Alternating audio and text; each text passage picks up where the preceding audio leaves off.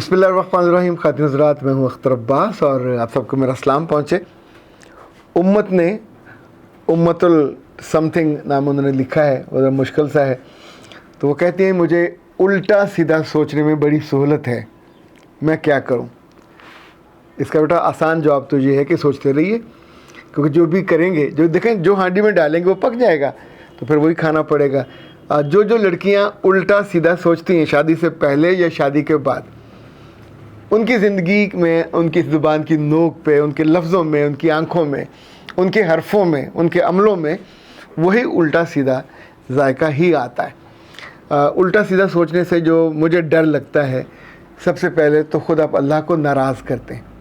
رب نے آپ کو ایک اچھی روح دی، اچھا جسم دیا، اور اس کے اندر جو اعضاء تھے وہ سارے نارمل رکھے، اور آپ ان سے ایب نارمل کام لے رہے ہوں. گاڑی آگے چلنے کے لیے ہے نا، آپ ریورس گیئر لگا کے پیچھے چلتے رہیں تو چلتی تو رہے گی، پر ایک وقت پھر آواز آئے گی ٹھا کر کے، اور پچھلی سکرین اور پچھلا بمپر سب ٹوٹ جائے گا.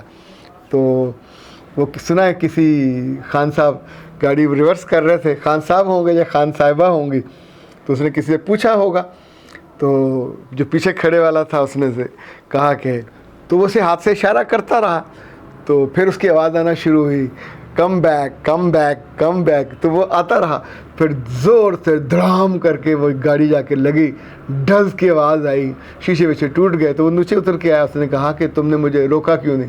اس نے کہا اتنی دیر سے تو کہہ رہا ہوں کم بیک کم بیک. تو پیچھے جو کھمبا تھا، جب بھی آپ الٹی سوچیں گے، الٹا سیدھا سوچیں گے تو پیچھے کھمبا تو ہوتا ہے. اب ہم کو آواز نہیں سنائی دیتی، ہمیں لگتا ہے یہی ہے کہ کم بیک کم بیک، یعنی کم بیک یا کمبا دونوں میں جو آپ کے سننے کا وہ مسئلہ ہے.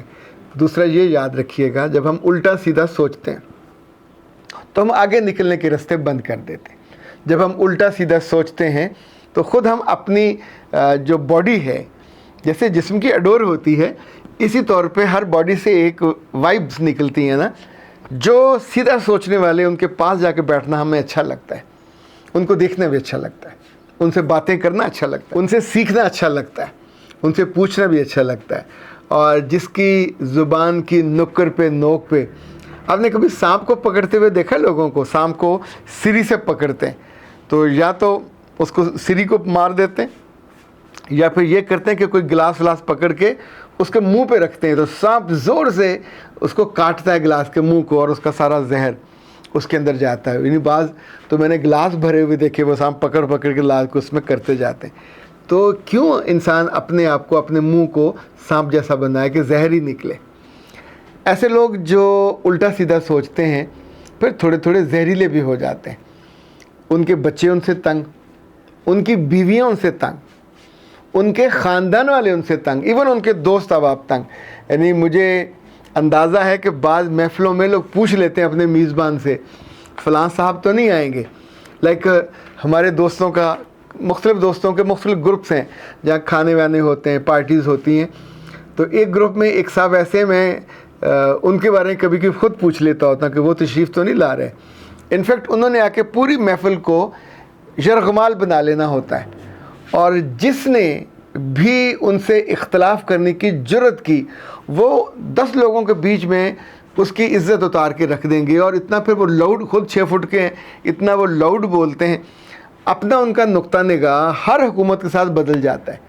یعنی مشرف صاحب تھے تو ان کا نقطہ نگاہ اور تھا، پھر نواز شریف آئے تو ان کا نقطہ نگاہ اور تھا، عمران خان آئے تو ان کا نقطہ نگاہ اور تھا. یعنی یا تو نا بندے کا کوئی اصول ہو، آپ کی بیس ہو. جس حکومت نے ان کو جاب دے دی پی ٹی وی پہ، ان کا نقطہ نگاہ بدل گیا. جس جگہ ان کو نوکری مل گئی، ان کا نقطہ بدل گیا.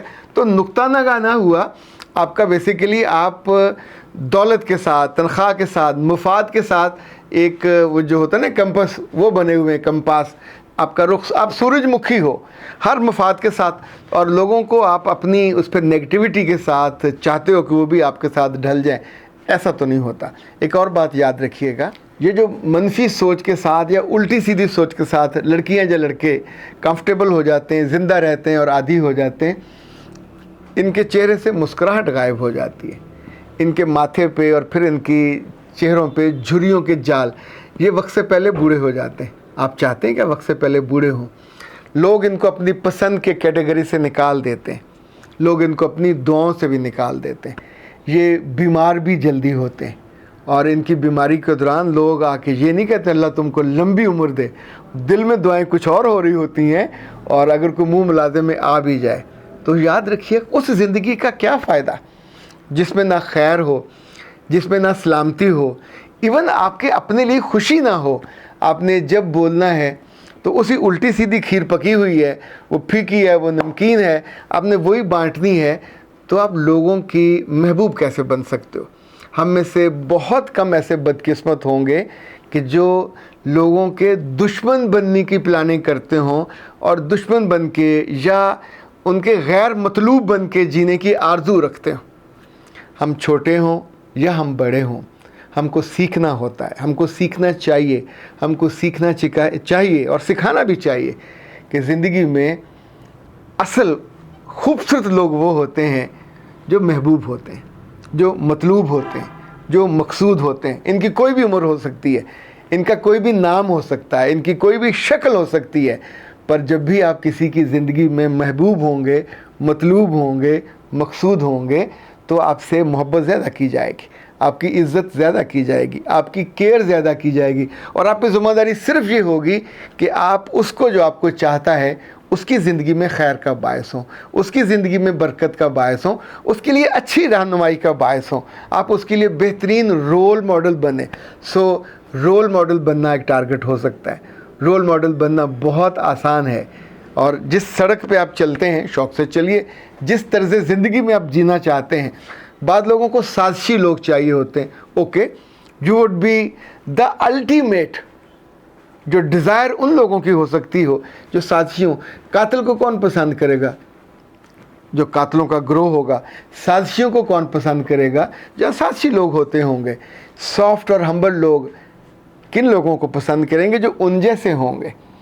اللہ سے محبت کرنے والے کن کو پسند کریں گے؟ کیا اللہ کے دشمنوں کو؟ سو اللہ کے دشمنوں کا گروپ الگ ہوگا, دوستوں کا گروپ الگ ہوگا. مجھے کبھی کبھی لگتا ہے فرشتوں کے بھی محبوب و مطلوب ہوتے ہوں گے, وہ بھی تو آپس میں ڈسکس کرتے ہوں گے, یا آج کل میری ڈیوٹی فلاں کے ساتھ ہے اور بڑی اچھی رپورٹیں میں لے کے جاتا ہوں, اور وہ کیا ہوتا ہے کہ اچھی رپورٹ کبھی بنی نہیں ہے. وہ جب سوچتی ہے یا سوچتا ہے الٹا سیدھا میں تو لکھ کے تنگ آ گیا ہوں, یا ٹائپ ہوتا ہوگا, یا وائس ریکارڈ ہوتی ہوگی, یعنی اس کندھے والے. تو انفیکٹ یہ چوائس جس کا بھی ہے اس چوائس کو درست کرنے کی ضرورت ہے, حاجت ہے.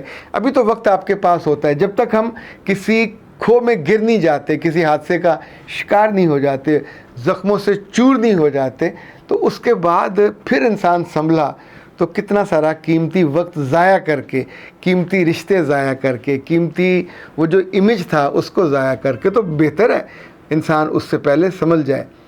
نہیں سنبھلتا تو پھر اس ناسمجھی کی قیمت اور اس الٹا سیدھا سوچنے کی قیمت آپ کو لوگوں کی آنکھوں سے, لوگوں کے دلوں سے, لوگوں کی روحوں سے, لوگوں کے رشتوں سے, لوگوں کے گروپوں سے نکل کر ادا کرنی پڑتی ہے.